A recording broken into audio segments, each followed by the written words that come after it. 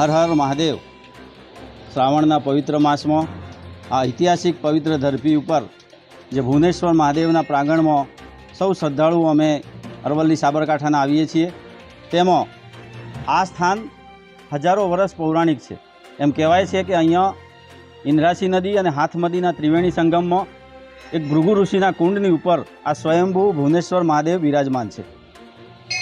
હજારો વર્ષો પહેલાં ભૃગુ ઋષિનો પણ અહીં આશ્રમ હતો અને એમ કહેવાય છે કે દેશ દેશાવરથી લોકો અહીંયા પોતાના દુઃખ દૂર કરવા માટે માથું ટેકવવા માટે આવતા હતા। ખાસ કરીને આજુબાજુના જે પવિત્ર ભૂદેવો છે અને સમગ્ર પ્રજા એ ભૂદેવોના આશીર્વાદથી ભગવાન ભોળાનાથના ચરણોમાં શીશ નવાવી એમના તરત સુખ દુઃખના દર્દો દૂર થતા હતા। આધ્યાત્મિક દ્રષ્ટિએ ગણીએ તો આ ખૂબ પવિત્ર જગ્યા છે।